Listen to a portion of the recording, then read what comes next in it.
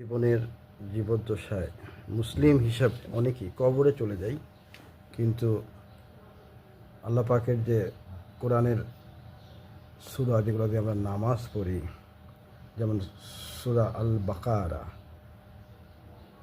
তো অর্থগুলো জানি যদি আমরা, তখন হৃদয়ঙ্গম করতে পারি অনুভূতিটা কেমন হয়। দুইটা আয়াত, চারটা আয়াত এভাবে যদি আমরা পড়ি, সেভাবে একটু চেষ্টা করছি। যারা শুনছেন তারাও চেষ্টা করবেন আশা রাখি। أعوذ بالله من الشيطان الرجيم. بسم الله الرحمن الرحيم. ألف لام ميم.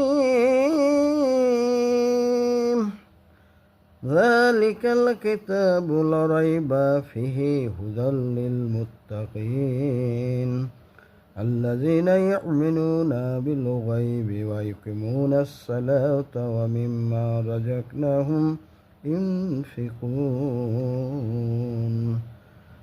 والذين يؤمنون بما أنزل إليك وما أنزل من قبلك وبالآخرة هم يوقنون. অনুবাদটা কীভাবে আসতেছে? আলিফ লাম মিম, প্রথম আয়াতে আলিফ লাম মিম, এটি সেই কিতাব যাতে কোনো সন্দেহ নাই, মুত্তাকিনের জন্য রয়েছে পথ নির্দেশ, যারা অদৃশ্যের প্রতি ঈমান রাখে, ঈমান আনে, সালাত কায়েম করে, আর আল্লাহ পাক তাদেরকে যে রিজিক দিয়েছে তা থেকে ব্যয় করে। আর যারা আপনার প্রতি নাজিল হয়েছে এবং পূর্বে নাজিল হয়েছে ঈমান রাখে আর আখিরাতের প্রতি নিশ্চিত বিশ্বাস রাখে। এই আয়াতের অর্থগুলো এইভাবে যদি আমরা হৃদয়ঙ্গম করি, আমরা ইনশাআল্লাহ দুনিয়া আখিরাতে সফলতার দিকে ধাবিত হব।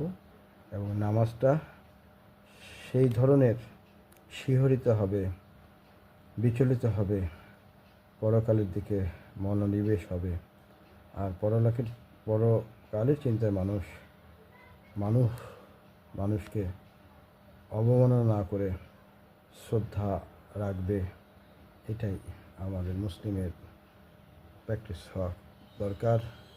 প্র্যাকটিস করা দরকার এবং